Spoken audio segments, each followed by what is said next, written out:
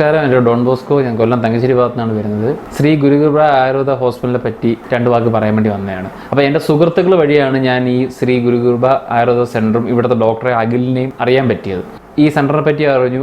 ഞാൻ വരാൻ കാരണം പ്രധാനമായിട്ട് എനിക്ക് നടുവേദനയായിരുന്നു. നടുവേദന നല്ലപോലെ ഉണ്ടായിരുന്നു. അപ്പോൾ എൻ്റെ ജോലി ഞാൻ മാർക്കറ്റിംഗ് ആണ്, സെയിൽസ് ആണ്. അപ്പോൾ ദിനംപ്രതി എൻ്റെ യാത്ര ഫുള്ള് ബൈക്കിലാണ്. അപ്പം അതിൽ തുടർന്നാണ് എനിക്ക് നടുവേദന ഉണ്ടായത് ഏറ്റവും കൂടുതൽ. അപ്പോൾ ഞാനിവിടെ വന്നു, ഡോക്ടറിനെ കണ്ടു, സംസാരിച്ചു, എൻ്റെ കാര്യം പറഞ്ഞു. അപ്പോൾ ഡോക്ടർ എടുത്തു ചാടി നടുവിന് മാത്രമല്ല നോക്കിയത്. അപ്പോൾ ഡോക്ടർ ആദ്യമേ ഈ പ്രശ്നം കേട്ടപ്പോൾ ഡോക്ടർ പറഞ്ഞു നമുക്ക് ഒരു ഡീറ്റെയിൽ ചെക്കപ്പ് വേണമെന്ന് പറഞ്ഞു. അപ്പോൾ ഡോക്ടർ എൻ്റെ നാഡീ നരമ്പുകൾ പിടിച്ചു നോക്കി.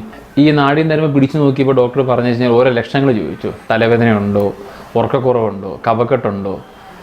അപ്പോൾ ഇതെല്ലാം എനിക്ക് അനുഭവപ്പെട്ടുകൊണ്ടിരുന്നത്. കാരണം വെച്ച് കഴിഞ്ഞാൽ ഇതെല്ലാം ഇങ്ങനെ ഇതിൽ കൂടി ഞാൻ കടന്നു പോയിക്കൊണ്ടിരിക്കുകയായിരുന്നു. അപ്പോൾ ഒരു ഡീറ്റെയിൽ ചെക്കപ്പ് തന്നെ ഡോക്ടർ നടത്തിയത്.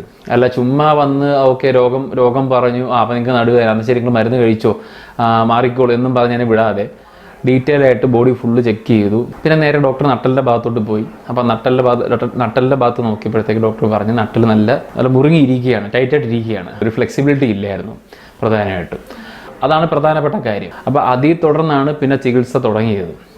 എവിടെയാണ് പ്രശ്നം കണ്ട് മനസ്സിലാക്കി അറിഞ്ഞ് ബോധ്യപ്പെട്ടതിന് ശേഷമാണ് ചികിത്സയിൽ കടന്നത്. ജനുവരി 14-ാം തീയതിയാണ് ചികിത്സ സ്റ്റാർട്ട് ചെയ്തത്. 10 ദിവസം ചികിത്സയാണ് ഡോക്ടർ പറഞ്ഞത്. അപ്പോൾ അതിനുശേഷം ഡോക്ടർ ഫുള്ള് വേറെ എന്തെങ്കിലും പ്രശ്നങ്ങൾ, ആരോഗ്യ പ്രശ്നം ഉണ്ടോ എന്ന് ചോദിച്ചു. ഇതല്ലാതെ തന്നെ. അപ്പം ഞാൻ പറഞ്ഞു എനിക്ക് ഈ പറയുന്ന പോലെ 2023 പൈൽസിൻ്റെ സർജറി ഉണ്ടായിരുന്നു, കിഡ്നി സ്റ്റോണിൻ്റെ സർജറി ഉണ്ടായിരുന്നു, ഡെങ്കു അടിച്ചായിരുന്നു. പിന്നെ 2024 ഈ പറയുന്ന പോലെ കിഡ്നി സ്റ്റോൺ പൈൽസിൻ്റെ സർജറി ഉണ്ടായിരുന്നു.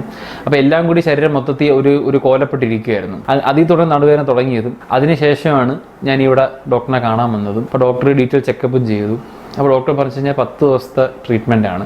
അപ്പോൾ എന്നെ അത്ഭുതപ്പെടുത്തിയൊരു കാര്യം എന്ന് പറഞ്ഞു കഴിഞ്ഞാൽ ഈ 10 ദിവസം ചികിത്സ എങ്ങനെയാണെന്ന് എനിക്ക് അറിവില്ലായിരുന്നു. അപ്പോൾ ഞാൻ വിചാരിച്ചു ഡോക്ടർ നമുക്ക് മരുന്ന് തരും, വീട്ടിൽ ഇപ്പോൾ റെസ്റ്റ് എടുക്കുക, എണ്ണ തേച്ച് കുളിക്കുക, ആ ഒരു സെറ്റപ്പ് എന്ന് ഞാൻ ഉറപ്പായിട്ടും വിചാരിച്ച് വന്നത്. പക്ഷേ നേരെ മറിച്ച് അതല്ല എനിക്ക് കിട്ടിയ അനുഭവം എന്ന് പറയുന്നത് ഇവിടുന്ന്. അപ്പം 10 ദിവസം ഫസ്റ്റ് ഡേ ജനുവരി 14 സ്റ്റാർട്ട് ചെയ്തു. ശരീരം മൊത്തവും തിരുമിയാണ് ഇറക്കുന്നത്. ഒരു മരുന്ന് പോലും ഞാൻ ഈ 10 ദിവസത്തെ കഴിച്ചതുമില്ല, ഇപ്പോഴും ഞാൻ കഴിക്കുന്നില്ല. നല്ലപോലെ ശരീരം നല്ലപോലെ തിരുമി ഇറക്കി അതിനുശേഷം സ്റ്റീം ബാത്ത് എടുത്ത് പിന്നെ കിഴിയൊക്കെ വെച്ചാണ് എൻ്റെ ചികിത്സ ഫുള്ള് കംപ്ലീറ്റ് ചെയ്തത്.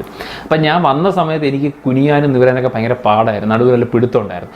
ഓരോ ദിവസം കഴിയുന്നതനുസരിച്ച് ഈ നടുവിൻ്റെ പിടുത്തങ്ങൾ മാറി തുടങ്ങി, എൻ്റെ ഉറക്കം ശരിയാവാൻ തുടങ്ങി, എൻ്റെ കഫക്കെട്ട് കുറയാൻ തുടങ്ങി, എൻ്റെ തലവേദന കുറയാൻ തുടങ്ങി. അപ്പോൾ പല പോസിറ്റീവായിട്ടുള്ള അനുഭവങ്ങൾ എനിക്ക് വന്ന് ചേർന്നുകൊണ്ടിരുന്നത്. അപ്പോൾ ഓരോ ദിവസം രാവിലെ എഴുന്നേൽക്കുമ്പോൾ പോലും നടുവ് നല്ല ഫ്രീ ആയിട്ട് നമുക്ക് കുനിയാനും നിവരാനും പറ്റുന്നുണ്ട്, നല്ല ഉന്മേഷത്തോടെ നമുക്ക് പോകാൻ പറ്റുന്നുണ്ട്, ജോലിക്ക് പോകാൻ പറ്റുന്നുണ്ട്. ജോലിക്ക് പോകുന്ന സമയത്ത് നടുവേദന വേദന കുറഞ്ഞു വരുന്നുണ്ട്. അങ്ങനെ പോകെ 10 ദിവസം ആയപ്പോഴത്തെ ഞാൻ തന്നെ അത്ഭുത മാറ്റങ്ങളാണ് എനിക്ക് ഇത് കണ്ടു തുടങ്ങിയത്. നല്ലൊരു എന്താ പറയുക, അത് പെർഫെക്റ്റ് ആയിട്ടാണ് ചികിത്സ ഓരോ ദിവസം കടന്ന് പോയിക്കൊണ്ടിരുന്നത്. അവസാനം കിഴിയായിരുന്നു. കിഴിയുടെ എൻ്റെ ഈ പറയുന്ന പോലെ എൻ്റെ ചികിത്സ കഴിഞ്ഞു.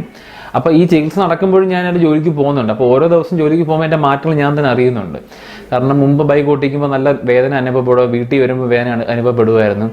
പക്ഷെ പോകെ നടുവ് നല്ല ഫ്രീ ആയി, നട്ടല് നല്ല ഫ്രീ ആയി, ഫ്ലെക്സിബിളായി. പോരാത്തതിന് ഡോക്ടറിൻ്റെ ഒരുപാട് എക്സസൈസ് പറഞ്ഞു തരുമായിരുന്നു. അപ്പം കൃത്യനിഷ്ഠയാണ് പ്രധാനമായിട്ടും ഡോക്ടർ പറഞ്ഞത്. ആ കൃത്യനിഷ്ഠയോടെ അത് ചെയ്താൽ മാത്രമേ അതിലൊരു മാറ്റം വരത്തുള്ളൂ എന്ന് ഡോക്ടർ അത് മനസ്സിലാക്കി തന്നു. അപ്പം ചികിത്സ തുടങ്ങുന്നതിന് മുന്നേ രാവിലെ ആയാലും വൈകുന്നേരം 2 നേരം എങ്ങെങ്കിലും നല്ലപോലെ വ്യായാമം ചെയ്തതിന് ശേഷമേ എന്തും തുടങ്ങാവുള്ളൂ. ചികിത്സയ്ക്ക് വരുമ്പോൾ പോലും ഈ വ്യായാമം എക്സസൈസ് ചെയ്തതിന് ശേഷമാണ് ചികിത്സയിൽ കടങ്ങുന്നത്. അല്ല പെട്ടെന്ന് വന്ന് കയറി എണ്ണ തേച്ച് പോകുന്ന ഒരു സമ്പ്രദായം അല്ല ഇവിടെ. അപ്പോൾ അതൊക്കെ ഒരുപാട് നമുക്കൊരു പോസിറ്റീവായിട്ടുള്ള ഒരു അപ്രോച്ചായിരുന്നു. അപ്പം എനിക്കും അതിൽ നല്ലൊരു ഈ പറഞ്ഞ പോസിറ്റീവ് വന്നു തുടങ്ങിയപ്പോൾ ഞാൻ ഈ പറയുന്ന പോലെ എന്താ പറയുക, ഈ എപ്പോഴും നടുവേദന ഓർത്തുകൊണ്ടിരിക്കാതെ അതിലൊരു വേദനയിലൊരു മാറ്റം വന്നപ്പോൾ നമുക്ക് നല്ല സന്തോഷം വന്നു തുടങ്ങി.